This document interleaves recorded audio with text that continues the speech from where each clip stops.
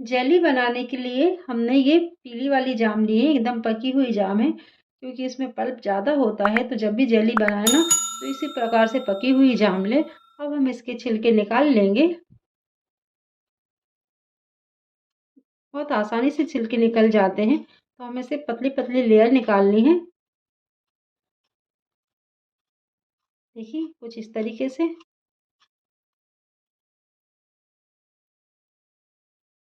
देखिए मैं जाम के छिलके इसलिए निकाल रही हूँ क्योंकि इसमें हल्के हल्के से ये दाग लगे हैं और जेली में ये बिल्कुल भी अच्छे नहीं लगेंगे।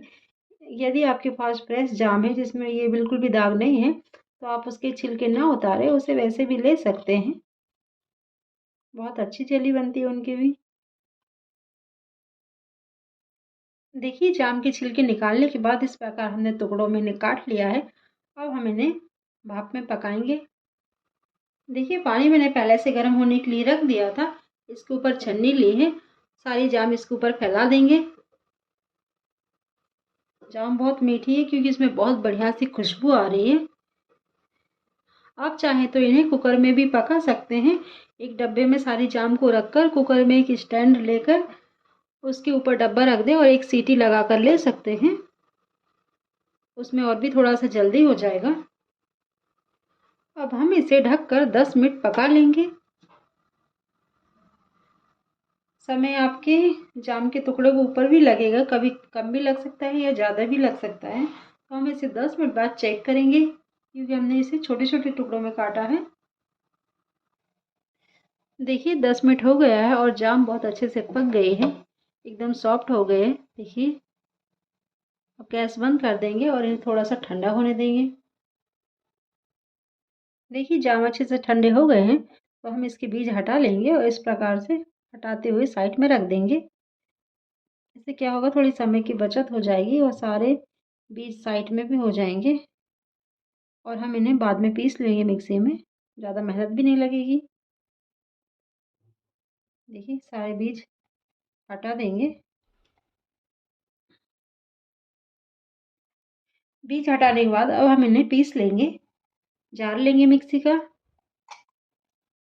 और पानी हमें बिल्कुल भी नहीं लेना है, बिना पानी के ही इन्हें पीस कर लेना है। तो जार में एक बार में जितने आ जाएंगे हम उतने ले लेंगे। देखिए अब इस पल्प को हम छान लेंगे, इसे एक छन्नी में निकाल लेंगे। देखिए इस पैन में मैं जेली बनाने वाली हूँ तो इसी में हम ये छन्नी रख देंगे और सारा पल्प निकाल लेंगे। सारा पल्प हमने पीस के निकाल लिया है। अब इसे इस प्रकार चलाते हुए सारा छान लेंगे।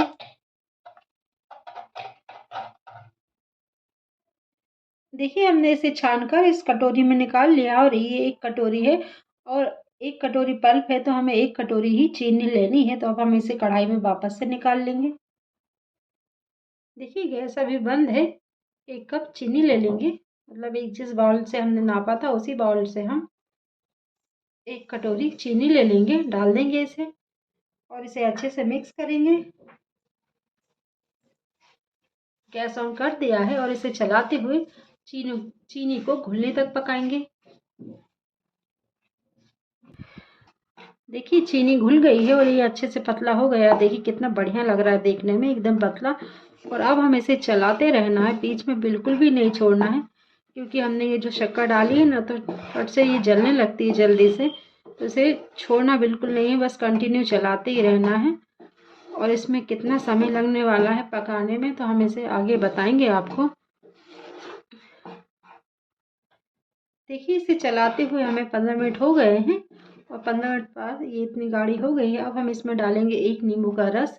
जो हमने शक्कर डाली है ना तो जल्दी से गाढ़ी हो जाती है, तो ये बराबर बैलेंस बना के रखेगा नींबू का रस, और टेस्ट भी बिल्कुल भी नहीं आएगा। अब हम इसे चलाते हुए और पका लेंगे जब तक ये अच्छे से कढ़ाई ना छोड़ दे, तब तक हमें इस पल्प को चलाते रहना है। देखिए इसे चलाते हुए 2-3 मिनट और हो गए हैं। अब हम लेंगे फ्रूट कलर। ये मैंने रेड वाला लिया है, आप कोई से भी कलर का ले सकते हैं जो भी आपको पसंद हो, या फिर ग्रीन भी ले सकते हैं। मैंने ये अपने बच्चों को पसंद का लिया है। और इसे प्लेन भी रख सकते हैं, पर कलर डालने से थोड़ा देखने में बढ़िया लगती है। तो देखिए कितना बढ़िया कलर है और बहुत बढ़िया लग रही देखने में।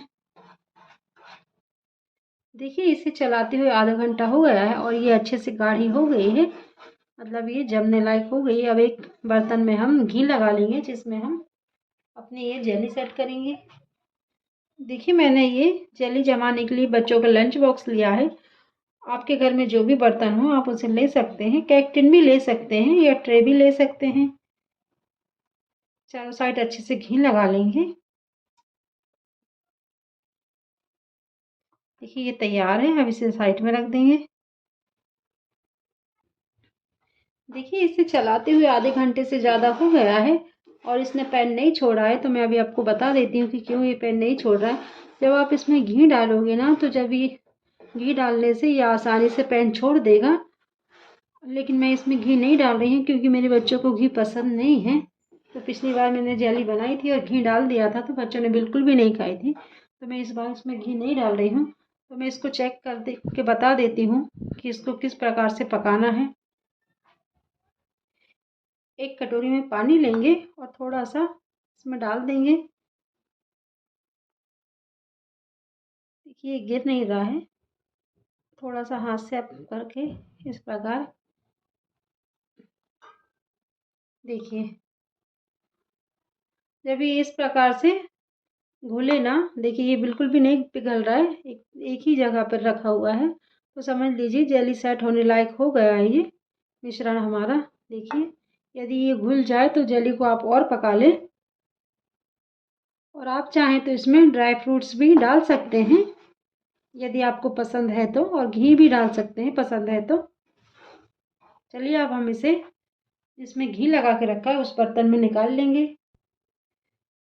देखिए हमने इसे निकाल लिया डब्बे में। अब इसे थोड़ा सा चिकना कर देंगे। आप चाहें तो स्पैचुला में घी लगाकर भी इसे फैला सकते हैं। वैसे भी अच्छे से सेट हो गया है। अब हम इसे रख देंगे 4 से 5 घंटे के लिए सेट होने के लिए। हमें इसे बाहर ही रखना है, फ्रिज में नहीं रखना है। देखिए 5 घंटे हो गए हैं और जेली अच्छे से सेट हो गई है और अब हम इसे कट करेंगे। तो पीस आप अपने मनचाहे हिसाब से कट कर सकते हैं।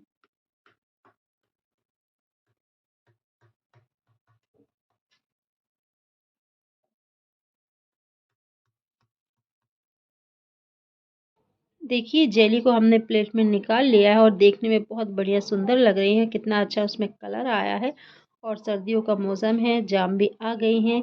तो लाइए और जेली बनाइए, खाइए, खिलाइए। और आपको मेरी रेसिपी कैसी लगी मुझे कमेंट करके ज़रूर बताइए। और मेरे चैनल पर नए हैं तो चैनल को सब्सक्राइब करना ना भूलें। Thanks for watching my video.